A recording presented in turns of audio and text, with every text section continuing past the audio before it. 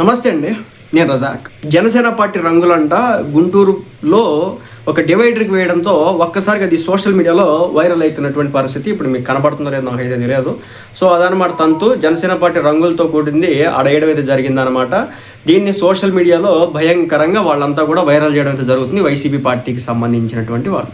దీంట్లో మరి ఇది ఎక్కడ జరిగింది? వెంగళయ్యపాలెంలో డివైడర్కు పార్టీ రంగులు, గుంటూరు రూరల్ మండలం వెంగళయ్యపాలెం ప్రధాన రహదారి మధ్య డివైడర్కు జనసేన పార్టీ రంగులు అని చెప్పేసి దీన్ని సోషల్ మీడియాలో భయంకరంగా ఇప్పుడు సర్క్యులేట్ చేస్తున్నారు. ఇప్పుడు మరి దీనికి జనసేన పార్టీ వాళ్ళు ఏం సమాధానం చెప్తారని చెప్పేసి నన్ను అడుగుతూ ఉన్నారు. ఏమంటే మరి అటుపోయి ఇటుపోయి మందాకే వచ్చింది కదా ఏదైనా కానీ. ఇప్పుడు వాళ్ళు వైసీపీ పార్టీ వాళ్ళు దానికి ఏదైనా పంచాయతీలకు రంగులు ఎత్తే అన్ని కోట్లు పెట్టి ఎలా వేసినావా జగన్మోహన్ రెడ్డి గారు అని చెప్పేసి అడిగినప్పుడు ఈరోజు మన పార్టీ రంగులు కనపడతా ఉండి మనలో వచ్చి ఎందుకు అడగరు? అడుగుతారు కదా. అలాంటివి అని అడుగుతా ఉన్నాయి అనమాట. ఇప్పుడు దీనికి ఏం సమాధానం చెప్పాలని చెప్పేసి నన్ను అడుగుతా ఉన్నారు. ఒకటి, ఏ ఇంచునో నాకు తెలిసి పవన్ కళ్యాణ్ గారు కాదు, ఏ ఇంచునో నాకు తెలిసి ఆ లోకల్ ఎమ్మెల్యే కూడా కాదు. ఎందుకంటే లోకల్ ఎమ్మెల్యే గుంటూరు అంటే కనుక అప్పుడు జనసేన పార్టీకి సంబంధించిన గుంటూరులో ఎమ్మెల్యే అభ్యర్థి అయితే లేడు, అంటే గెలిచినటువంటి ఎమ్మెల్యే అయితే లేడు. అదేదో పిఠాపురంలోనో, అదేదో రాజోల్లోనో, అదేదో పి గన్నవరమో, లేదంటే నెల్లిమార్లో, ఇలా లేదంటే మా మచిలీపట్నం ఉంది కదా, మా ఎంపీ గారు ఉన్నారు కదా, సో ఆయన ఎవరో ఒకటి వేయించుంటే కనుక అవునే ఇది జనసేన పార్టీకి సంబంధించి పవన్ కళ్యాణ్ వేయించినాడు, ఏమైనా పవన్ కళ్యాణ్ నీకు ఎంతవరకు సమంజసం, ఇలాంటి పనులు నువ్వు చేయవచ్చా పవన్ కళ్యాణ్, నువ్వేమో వైసీపీ వాళ్ళు రంగులు వేస్తానంటే నువ్వేమో తిడతా ఉంటావు, మరి నువ్వెలా వేయించావు అని చెప్పేసి అడిగేటోడిని. కానీ వేయించింది పవన్ కళ్యాణ్ కాదు, వేయించినోడు ఎవడో ఒక తొత్తర అభిమాని.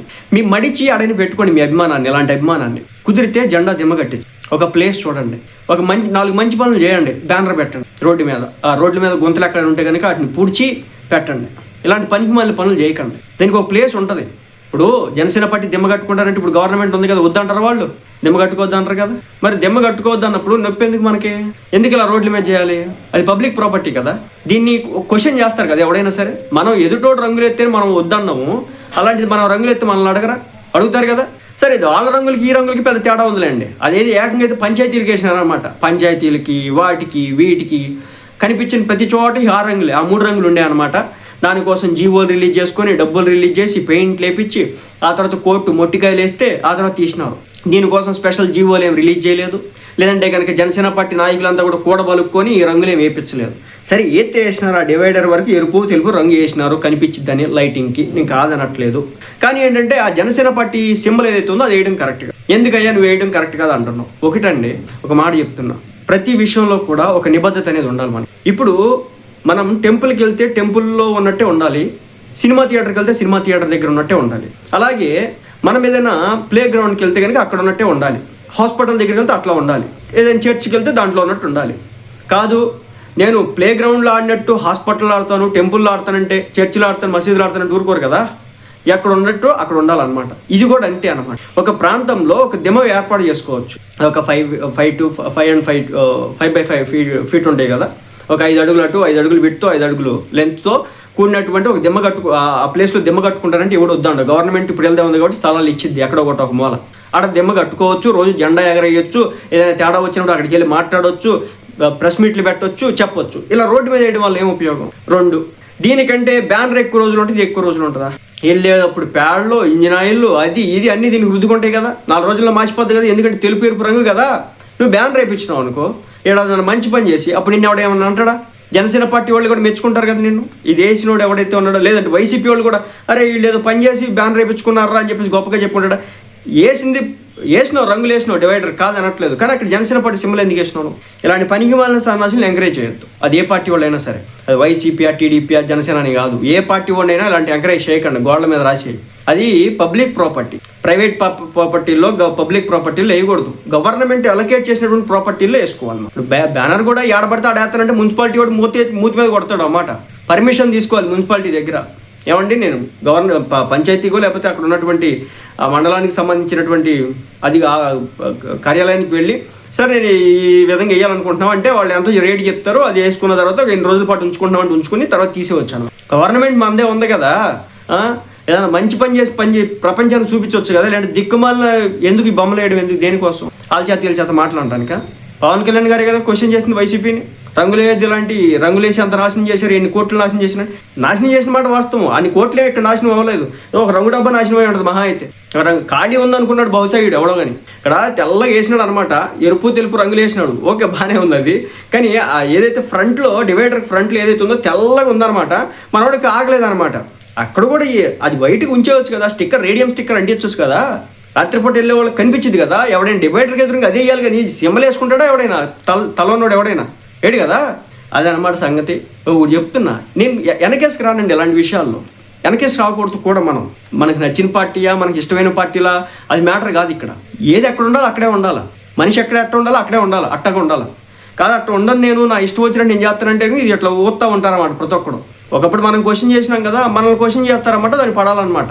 సో మళ్ళీ చెప్తున్నా, దీనికి పవన్ కళ్యాణ్ గారికి సంబంధం లేదు. మీరు అడగవచ్చు వైసీపీ పార్టీకి మరి జగన్మోహన్ రెడ్డి గారికి రంగులకి సంబంధం ఉందంటే జీవోలు రిలీజ్ చేసింది ఆయన గవర్నమెంట్లో ఆయలే కాబట్టి. పర్టికులర్గా పెయింటర్లు పెట్టి ఇచ్చినారు కదా ప్రతి పంచాయతీకి, అక్కడ అనమాట తేడా దానికి దీనికి. బట్ ఇక్కడ గవర్నమెంట్కి సంబంధం లేదు, పవన్ కళ్యాణ్ గారికి సంబంధం లేదు. అట్లీస్ట్ మీరు ఒక ఎలిగేషన్ వేసిన దాని ప్రకారం జనసేన పార్టీ ఆ నియోజకవర్గానికి సంబంధించి ఎమ్మెల్యే అభ్యర్థి ఉన్నా కానీ నేను గట్టిగా మాట్లాడినా, ఇంకా సిగ్గులేదా ఎమ్మెల్యే అయ్యుండి ఇలా చేయించడం కరెక్టేనా, దెమ్మ పెట్టుకోవచ్చు కదా, జెండా ఎగరేయచ్చు కదా, మీకు అంత థియేటర్గా ఉంటే కనుక రోజు ఒకసారి పాలాభిషేకం చేయొచ్చు కదా, అక్కడ పవన్ కళ్యాణ్ ఫోటో పెట్టి నువ్వు ఈ విధంగా ఒక డివైడర్కి వేస్తావు అని చెప్పేసి అడిగేటోళ్ళం. ఆ ఎమ్మెల్యే కూడా ఆయన కాదయ్యా, ఎవడో థియేటర్ కొద్దీ మరి డబ్బుల కోసం అనుకుంటే ఇంక ఎక్కువ ఇస్తారని ఉంటారు. జనసేన పార్టీకి సంబంధించి ఎవరైనా కాంట్రాక్ట్ చేసుకుని ఉంటారు, అదే కింద స్థాయిలో ఎవరు ఉంటారు కదా, ఏదో ఆశ ఇచ్చేవాళ్ళు, ఎవరికి కాంట్రాక్ట్ వచ్చి ఉంటుంది. ఆయనకి పవన్ కళ్యాణ్ గారి మీద విపరీతమైన పిచ్చాభిమానం ఉండొచ్చు. దాంతో అభిమానం తట్టుకోలేక జెండా రంగులు ఎక్కువ ఎత్తే కనుక డబ్బులు ఏమైనా వస్తాయి అని చెప్పేసి అనుకుని ఉంటాడు. అందుకోసం అని చెప్పేసి గుద్దేసినాడు. దయచేసి ఇలాంటివి ఎంకరేజ్ చేయకండి. ఇలాంటి ఎంకరేజ్ చేయడం వల్ల నార్మల్ సామాన్య పీపుల్లో కూడా, ప్రజల్లో కూడా ఒక రకమైన నెగిటివ్ ఇంప్రెషన్ వస్తుంది. వీళ్ళ గవర్నమెంట్ ఇచ్చింది రంగులు వేసుకోవడానిక ఏమి డివైడర్లకి. మీరు బ్యానర్లు పెట్టడం తప్పు కాదండి, కాగితం బ్యానర్లైనా లేదంటే క్లాత్ బ్యానర్లైనా లేదంటే కనుక మన ఏదైతే పాలీ బ్యానర్స్ ఉంటాయి కదా వాటినైనా వేసుకోవడం తప్పు కాదు. అవి ఉంటాయి కొంతకాలం, ఒక నెల 2 నెలలు ఉంటాయి కదా, అలాంటివి వేసుకోండి. దయచేసి ఇది ఇలా రోడ్ల మీద ఇలాంటి దిక్కుమాలిన పంచాయతీలు చేయకండి. దీనివల్ల మీ గవర్నమెంట్కి అపవాదు. ముందు పవన్ కళ్యాణ్ గారికి చెడ్డ పేరు. ఇది పవన్ కళ్యాణ్ గారి దగ్గరికి వెళ్తే ఆయన కూడా 4 బీగుతాడు మిమ్మల్ని. నాకు తెలిసి వెళ్తుంది, పార్టీ దగ్గర నుంచి వెళ్తుంది గట్టిగానే. ఇది ఎవరు చేయించినారు కానీ వాళ్ళకి అయితే గట్టిగా వెళ్తుంది. ఎందుకంటే ఎంకరేజ్ చేయడం ఆయన అలాంటివి. ఎందుకు ఎంకరేజ్ చేస్తాడు ఆయనే చెప్తాడు కదా. దేనికోసం ఎంకరేజ్ చేయాలి దీని విషయంలో? పార్టీ జెండా వేసినాం సార్, మన పార్టీ అక్కడ కనిపించిద్ది, ఇంకా సూపర్ అందరూ చూసేస్తారు, మనకి లేచిన కాడ నుంచి ఇంకా ఫ్రీ పబ్లిసిటీ, అలాంటి ఆయన ఇష్టపడ్డావు. అది ఫ్రీ పబ్లిసిటీ కాదు కదా. ఫ్రీ పబ్లిసిటీ ఎలా అవుతుంది? అది ఏదైనా మంచి పని చేస్తే కనుక ఏదో పబ్లిసిటీ వచ్చిందని చెప్పొచ్చు. దీని మీద ఏం పబ్లిసిటీ వచ్చింది? లేదా జనానికి జనసేన పార్టీ జెండా తెలియదా, లోగో ఎలా ఉంటుందో తెలియదా? ఎరుపు తెలుపు మధ్యలో నక్షత్రం కనిపించగానే ఇది జనసేన వాడి జెండా కదరా అంటున్నారు. మరి ప్రజలకు తెలుసు కదా, నువ్వు కొత్తగా వాళ్ళకి చూపించాల్సింది ఏంటి?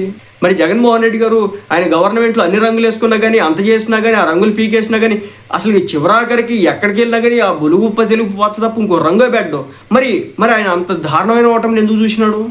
వీటికి ఎంత ఇంపార్టెన్స్ ఉందనుకుంటే కనుక, ఏది రంగులకను ఈ లోగోలకి ఎంత ఇంపార్టెన్స్ ఉందనుకుంటే కనుక 151 స్థానాలు వచ్చినటువంటి జగన్మోహన్ రెడ్డి గారు 11 స్థానాలకు ఎందుకు కింద పడ్డారు? ఒక్కసారి ఆలోచించుకోవాలి. వీటి వల్ల ఏమాత్రం కూడా ఉపయోగం లేదు, వీటి వల్ల పార్టీకి నష్టమే తప్ప లాభాలు లేవనే విషయం అర్థం చేసుకోవాలి. దయచేసి వెంగళయ్యపాలెం ఏదైతే ఉందో, వెంగళయ్యపాలెం ఏదైతే ఉందో, దయచేసి దానికి సంబంధించినటువంటి లోకల్ జనసేన పార్టీ లీడర్లు ఎవరైతే ఉన్నారో రంగంలోకి దిగండి. కొంత ఇలాంటి పనులు అయితే చేయకుండా చూడండి. దీనివల్ల పార్టీకి నష్టం వస్తుంది. మీరు చేసేటటువంటి ఇక్కడ ఎవడైనా దోచుకొని తింటే దాని మీద ఎలిగేషన్ చేసినారంటే ఒక అర్థం ఉండి వచ్చింది. ఈ దోచుకొని వచ్చే కూడా కాదు, ప్రేమతో అభిమానంతో వేసేటటువంటి వాళ్ళ సొంత రంగులు కొనుక్కొని వేసుకున్నా కానీ ఏడ్చే బ్యాచ్లు ఇక్కడ ఉన్నాయన్నమాట. మీరు అభిమానంతో ప్రేమతో వేసినటువంటి ఈ రంగులు కూడా పార్టీకి నష్టం చేకూరుస్తాయి. దీన్ని కూడా వాళ్ళు రాజకీయంగా వాడుకుంటారు. పవన్ కళ్యాణ్ ఎలాగో దోపిడీలు, దొమ్మేలు, దిక్కుమాల రాజకీయం, దుర్మార్గం రాజకీయం, కుట్ర రాజకీయం, లేదంటే కనుక హత్య రాజకీయం, ఆర్థిక రాజకీయాలు చేయడు కాబట్టి ఆయన అట్లా దొరకలేడు. అలాంటి దొరకనప్పుడు వాళ్ళు ఏం చేస్తారంటే చిన్న చిన్న విషయాలు పెద్ద చేసేస్తారు. ఎలాగా పవన్ కళ్యాణ్ గారు తెలంగాణ వల్ల దిష్టి తగిలింది అన్నాడని చెప్పేసి, తెలంగాణ వల్ల కోనసీమకి దిష్టి తగిలింది అన్నాడు, అందుకే కోనసీమలో ఉన్నటువంటి కొబ్బరి చెట్లని కూడా ఎండిపోతున్నాయి అన్నట్టుగా దాన్ని ఎంత హైలైట్ చేసినారు? అసలు దాంట్లో ఏమైనా తప్పు ఉంది ఆ రోజున? లేదు కదా. మరి ఎందుకు హైలైట్ చేసినారంటే లాజిక్ అదే. ఎక్కడ దొరుకుతాడు? చిన్న విషయంలో దొరికితే చాలు. చివరాఖరికి ఆయన ఎవరు వైసీపీ పార్టీకి సంబంధించినటువంటి ఎమ్మెల్యే అంట, ఆయన చంద్రశేఖర్ అట, పవన్ కళ్యాణ్ గారు పెంచుకుంటున్నటువంటి బొచ్చుకు సంబంధించి కూడా ఆయన మాట్లాడుతున్నాడు. అంటే విమర్శించడానికి పవన్ కళ్యాణ్ గారి మీద ఏమి లేవు వాళ్ళకి. పవన్ కళ్యాణ్ గారు ఒక సినిమా కోసం పెంచుకుంటున్నటువంటి బొచ్చు విషయంలో కూడా వాళ్ళు మాట్లాడుతూ ఉన్నారు.